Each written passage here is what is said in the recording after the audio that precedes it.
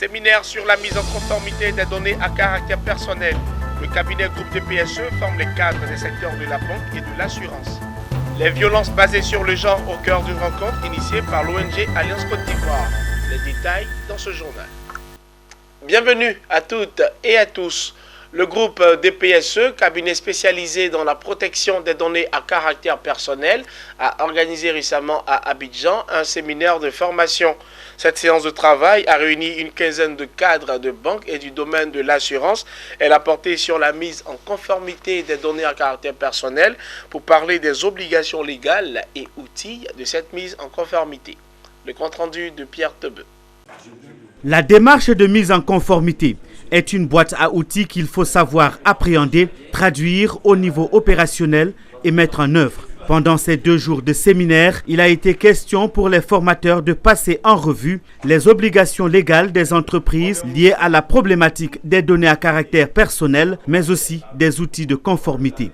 Il a été surtout question de savoir comment est-ce que je mène ma démarche de conformité et qu'est-ce qui me permet de pouvoir mettre en conformité mon entreprise. Donc pendant ces 2 jours, ça a été un échange vraiment fructueux de permettre à ces participants de connaître leurs responsabilités, mais surtout de savoir à quoi s'en tenir et comment s'y prendre. Pour les responsables du groupe Data Privacy Solutions Expert DPSE, ce séminaire revêt un caractère important vu les enjeux qui entourent la question de la protection des données à caractère personnel. Alors les enjeux d'une telle formation, c'est, on va dire, comme on le dit de façon simple, c'est de se mettre à l'abri des sanctions qui peuvent venir de l'autorité. Mais au-delà de se mettre à l'abri de ces sanctions-là, c'est de vraiment implémenter cette discipline-là en entreprise parce que c'est une réelle valeur ajoutée pour les entreprises. C'est une réelle prise de conscience pour les entreprises d'implémenter ce process, mais aussi pour le citoyen de se rendre compte que la protection de la vie privée est très importante. Les participants issus des secteurs de la banque, de l'assurance, de transit, regroupés au sein d'Eurocham, Chambre de commerce européenne Côte d'Ivoire, sont désormais outillés pour s'engager dans la démarche de conformité. La formation s'est très bien passée dans une ambiance chaleureuse. Nous avons pu échanger avec le formateur et l'ensemble des participants pour nous fixer un peu sur la problématique des données à caractère personnel. Et comment les utiliser et à quelle fin, dans quel but nous les utilisons. Il faudrait porter cela aux clients et nous-mêmes, nous devrons par derrière soigneusement les protéger, les ranger pour ne pas que ces données-là, sauf, n'est-ce pas, au public, où on les voit dans la rue un jour sur support papier ou numérique, on les voit à travers des réseaux et autres. Étant donné que le besoin il existait déjà, la prochaine étape, c'est d'implémenter toutes les informations ou toutes les connaissances acquises durant cette formation pour l'entreprise, dans le cadre de ses activités. Le groupe DPSE s'engage à aider les participants à implémenter le processus et à atteindre les niveaux de standards internationaux en la matière. Le groupe DPSE est un cabinet conseil et de formation qui propose aux organismes publics et privés un ensemble de solutions permettant de les accompagner dans leur démarche de mise en conformité au regard des lois vie privée en vigueur. Membre de la French Tech Abidjan, groupe DPSE est basé en Côte d'Ivoire. Dans quelques jours, la libération des emprises du 4e pont d'Abidjan va s'accélérer avec le déploiement des bulldozers pour démolir les bâtis concernés. Quelques heures avant le lancement de cette opération importante pour la construction du 4e pont, le secrétaire général de la préfecture d'Abidjan et une équipe de l'AGEROUTE ont effectué une visite de terrain. Ils sont allés constater le départ des familles des sites concernés. Mon désir Nascimento.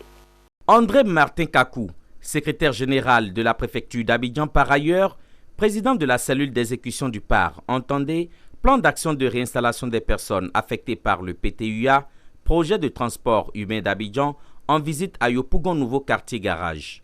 L'autorité préfectorale, accompagnée d'une équipe de l'AGEROUTE, a effectué une visite de terrain en prélude à la libération proprement dite des emprises du 4e pont. Nous sommes là pour voir l'état des lieux, pour faire l'état des lieux, pour voir si les populations ont commencé à libérer les bâtis, parce qu'on ne voudrait pas qu'au jour indiqué. Que ce soit ce jour-là que les populations déplacent leurs bagages, tout ça, ça fait pas humain. Donc il est bon que nous rassurons les populations que l'opération va se dérouler tranquillement, sans heurts, mais également que nous voyons quel est l'état au niveau des populations. Est-ce que ces populations ont été payées? Est-ce qu'il y a des malades? Est-ce que leur état de santé ne pose pas véritablement problème? Est-ce qu'on peut les déplacer sans aucun souci? Donc nous venons sur le terrain pour nous en rendre compte. Le constat est clair. S'il y a des bâtis qui sont déjà libérés et même décoiffés, il en reste aussi plein qui sont encore occupés. La raison, les occupants n'ont pas encore reçu les indemnités relatives à la libération des emprises. Il faut dire que depuis 2016, on a reçu l'avis de l'AGEROUTE nous informant qu'ils allaient faire une voie ici. Et donc les populations résidentes devaient être dédommagées et quitter les lieux. Et depuis ce jour, d'autres ont été dédommagés et on nous fait patienter tous les jours. On a toujours la même phrase, veillez patienter, veillez patienter. Aujourd'hui, on vient à peine d'apprendre que le 19, ils vont passer pour des guépilles. Bon, nous n'avons pas été dédommagés, nous n'avons pas de caution sur nous. Alors, nous allons partir comment?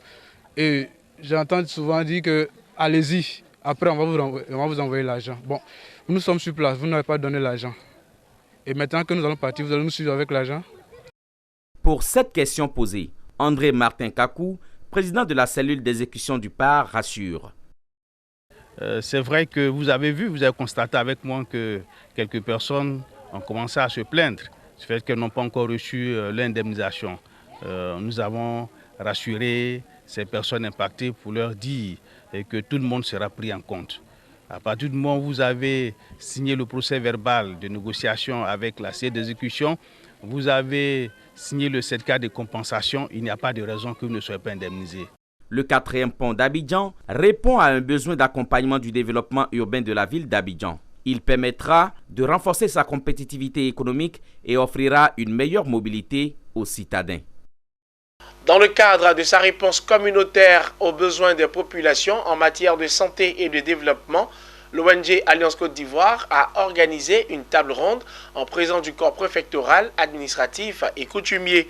L'objectif étant de renforcer la contribution des parties prenantes autour de la réalisation des engagements liés bien entendu à la prise en charge optimale des violences basées sur le genre. Le compte rendu de Pierre Tebe.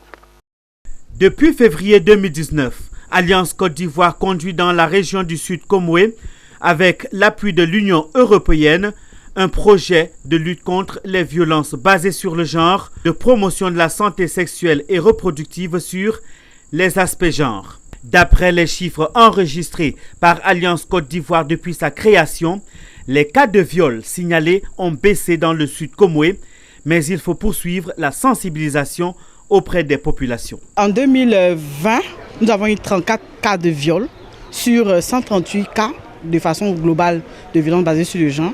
Et puis en 2019, nous avons eu 24 cas de violence et 16 cas de viol.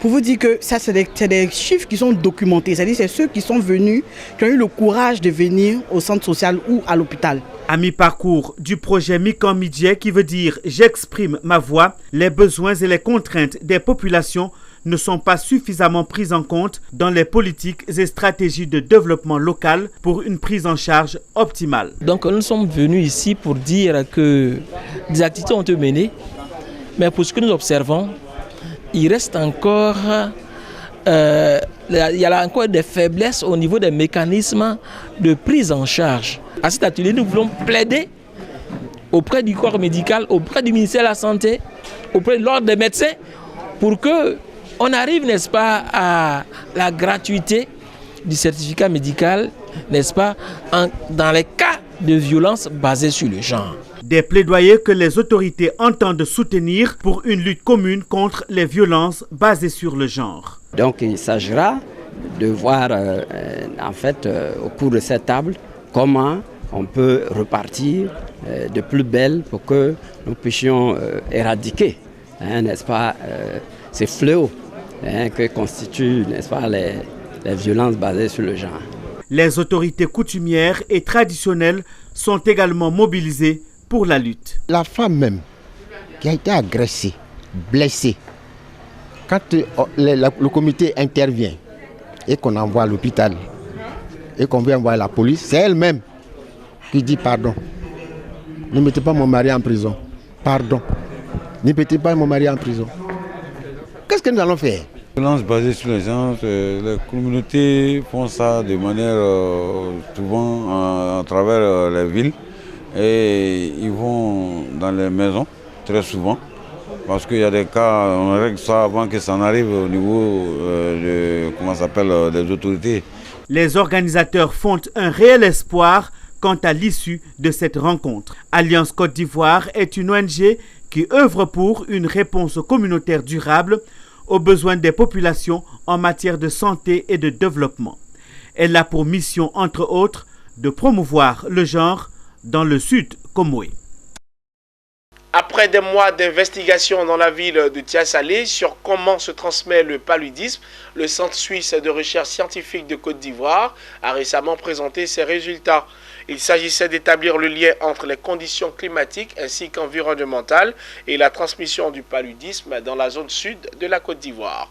Les détails de Walter Kofi et Richard Akeke. Les paramètres climatiques et météorologiques peuvent influencer la transmission du paludisme dans une région. C'est ce qui ressort d'une investigation menée dans le sud de la Côte d'Ivoire, plus précisément dans la ville de Tia-Salé. Le Centre suisse de recherche scientifique en Côte d'Ivoire, initiateur de cette étude, a à travers son approche scientifique démontré que le taux de cas élevé de palu à Tia-Salé peut être lié à une pluviométrie élevée et un système écologique favorable à la propagation de la maladie. Ce qu'on peut dire, c'est que les conditions pour une transmission plus forte au sud, sur toute l'année, les conditions sont plus réunies au sud qu'au nord.